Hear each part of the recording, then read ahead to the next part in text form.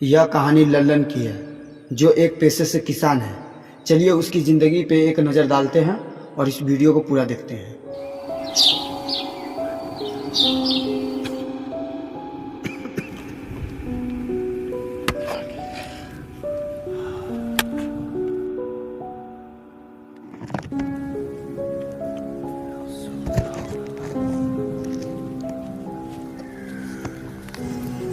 पापा पापा बुला ले भाई जी को, मैं जोरों से भूख लगी।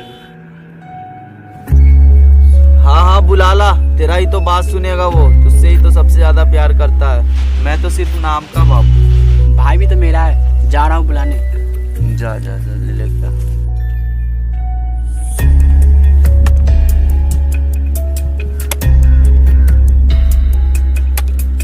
भैया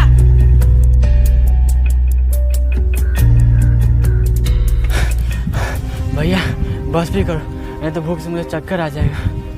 नहीं मेरे भाई, तुमको कभी भी चक्कर नहीं आ सकता, क्योंकि तू मेरा फौलाद का भाई है। तुमको कैसे चक्कर आ सकता है? भाई अपना तारीफ बाद में करना, मुझे बहुत भूख लगा। चलो ना घर। चल छोटे।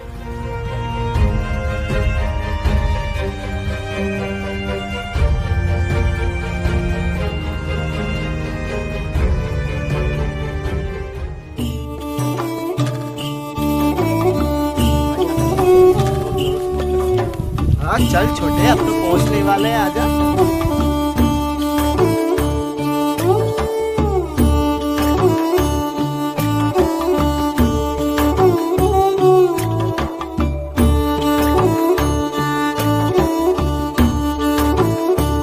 बाबूजी, ऊपर वाले से हमरा ये प्रार्थना है कि इस बार बारिश थोड़ा सही से होए।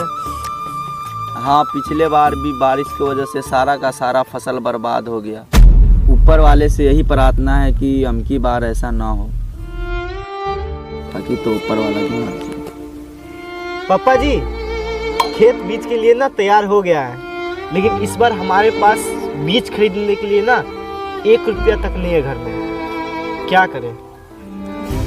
वैसे बात तो तू सही कह रहा है, मगर करे तो करे क्या। भैया बोल छोटे, एक बात बोलो। हाँ बोल। मेरा साइकिल भेज दो। नहीं, साइकिल नहीं, वो तुम्हारा मन पसंदीदा साइकिल है, उसे मैं बेचकर पाप नहीं कमाना चाहता। भले ही हमें कहीं से पैसा लाना हो, लेकिन वो साइकिल हरगिज नहीं बेचूंगा मैं। नहीं भाई, मेरा पसंदीदा आप दोनों हो, साइकिल नहीं। अगर फसल अच्छा हो ना तो अगली बार नया साइकिल ले लेंगे। ठीक है, चलते हैं। जाओ जाओ बेटा, दोनों जाओ, हम आते हैं।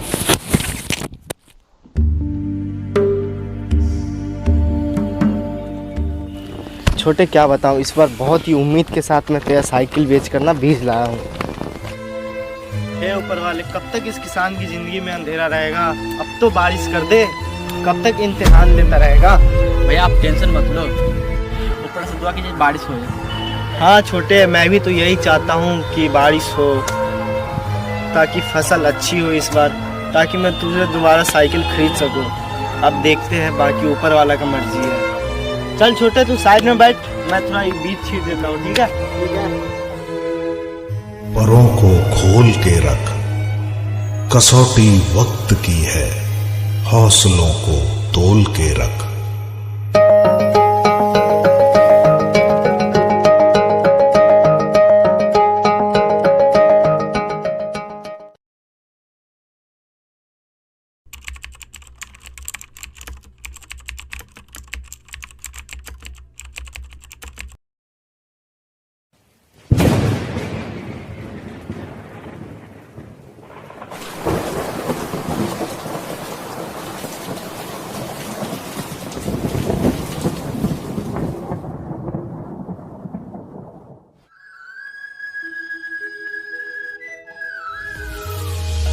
लहरों से डरकर नौका पार नहीं होती, कोशिश करने वालों की हार नहीं होती।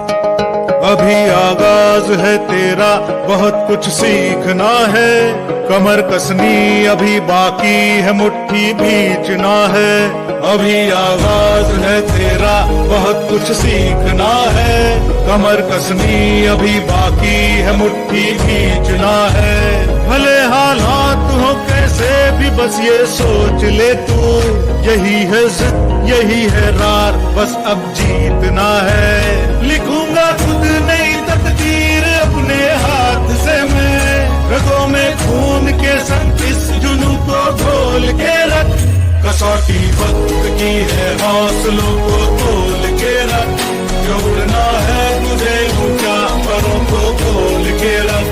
कसौटी वक्त की है हौसलों को तोल के रख, जो उड़ना है तुझे ऊंचा परों को खोल के रख।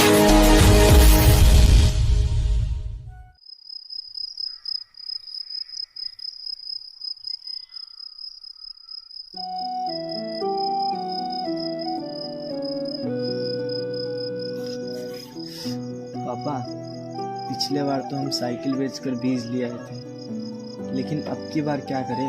हाँ तूने ठीक कहा, अब कोई दूसरा रास्ता भी नहीं है सेठ के पास जाने के लिए।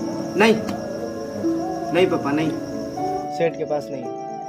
अगर उससे कोई भी इंसान एक बार ब्याज ले लेता है ना, तो उसका ब्याज कभी चुकता नहीं है। पता नहीं कौन से स्कूल से पढ़ाई करके आया वो, उसके पास हरगिज नहीं पैसा ले जाऊंगा मैं।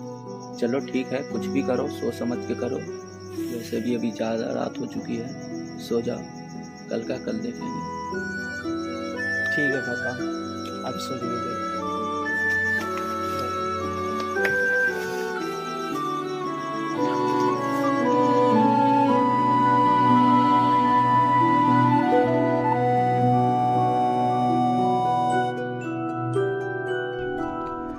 कहाँ से पैसे लाऊं, दिमाग काम नहीं कर रहा है। लगता है सेठ के पास ही जाना पड़ेगा, लेकिन उसके पास जाऊंगा तो फिर उसका कर्जा चुकाते चुकाते खुद ही बर्बाद हो जाऊंगा। क्या करूं? बीज भी लाना ज़रूरी है, खेती नहीं होगी तो फिर पैसे कहाँ से चुकाऊंगा। चलो फिर जाना ही पड़ेगा सेठ के पास।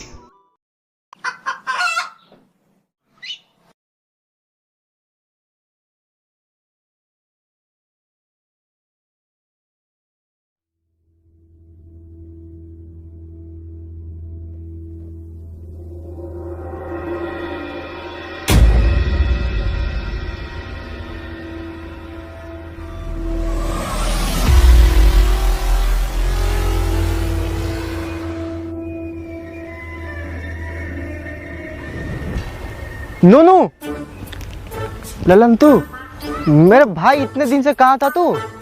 भाई बोला था ना तेरे को, इस गांव में कुछ नहीं रखा है, अभी भी वक्त है, चल बाहर। देख रहा है ये कप्पे ऐश कर रहे हैं वहाँ। अरे तू क्या जानता है इस गांव के बारे में? कभी गांव में तू रुका है? गांव के हालात देखे हैं कैसा है? बस शहर शहर चिल्लाया जा रहा है। क्या रखा है इस शहर में? ओ यार, गांव शहर का चक्कर छोड़ और बता कैसा है? बस भाई बढ़िया हूँ। और इधर कहाँ जा रहे हैं? अरे क्या बताऊँ नूनू, पिछले 5-10 साल से ना लगता है इस गांव पे किसी की बुरी नज़र पड़ गई है, जो पिछले 10 साल से बारिश का नामो निशान तक नहीं है। किसान जी नहीं पा रहा है, इसलिए जा रहा हूँ कुछ पैसे लाने सेठ के पास से। इसलिए बोल रहा हूँ, गांव को छोड़ शहर चल, वहाँ एक नहीं अनेक काम है, कुछ भी करके गुजारा कर सकता है। नहीं यार, बाहर नहीं जाना मुझे। मैं इसी गांव में पैदा हुआ हूँ, इसी गांव में मरूंगा, लेकिन मैं बाहर कभी जाऊंगा नहीं। आज ही मुझे याद है मेरे दोस्त कि तू अपने फसल बेच के हमें कैसे मदद की थी। पैसे इकट्ठे करके तूने बड़ी मुश्किल से तूने मुझे शहर भेजा था। ये सब भूल जा मेरे दोस्त, अब वो वक्त नहीं रहा। तू चला जा अभी।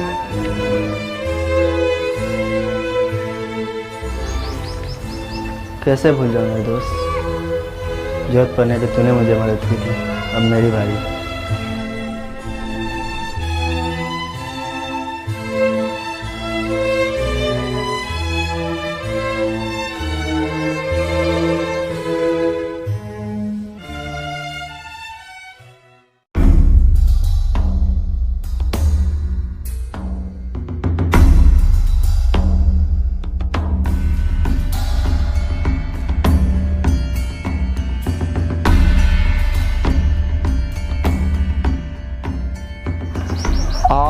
लल्लन भाई, बताओ कैसे आना हुआ। हट भैया के, ये क्या दबा रहा है? हाथ सही से दबा।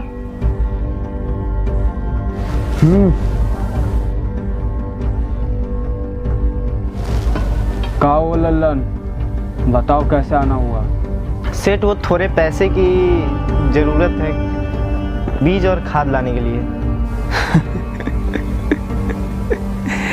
अरे इसमें हिचकने की क्या बात है, हम तो बैठे ही है जरूरतमंदों की सेवा के लिए। तुम दबाओ रे, समाज सेवा के लिए। लल्लन तुमको पता है ये भी कोई जीना जीना है? अगर आप किसी जरूरतमंदों की सेवा नहीं करते हैं तो मैं तो ऊपर वाला का लाख लाख शुक्रिया अदा करता हूँ कि उन्होंने मुझ जैसे इंसान को तुझ जैसे इंसान के लिए चुना है। साला खरूस, मैं तेरे बारे में सब जानता हूँ, तू कितना समाज सेवा करता है। का लल्लन, का सोच रहे हो? तुमको पता है ना हमारे ब्याज के बारे में? हाँ जानता हूँ सेठ। तो ठीक है, बोलो कितना चाहिए। वो अरे बेफिक्र बोलो, कितना चाहिए? वो 5,000।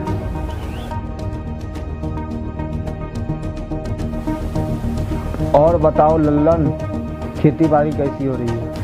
क्या बताया सेठ, 4-5 साल से तो बारिश का कोई नामो निशान भी नहीं है, तो खेती कैसे होगा।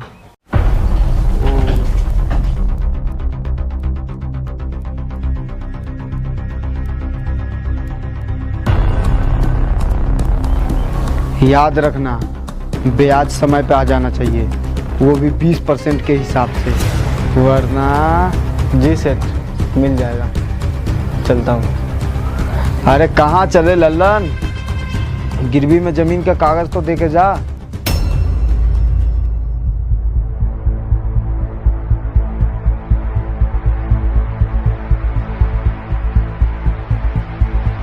ठीक है सेठ, चलता हूँ।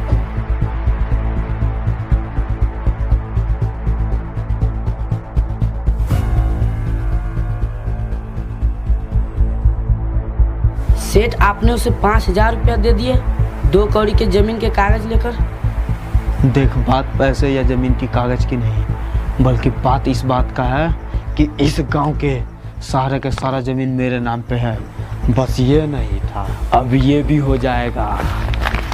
फिर मैं इस गांव का और ये गांव मेरा, सिर्फ मेरा।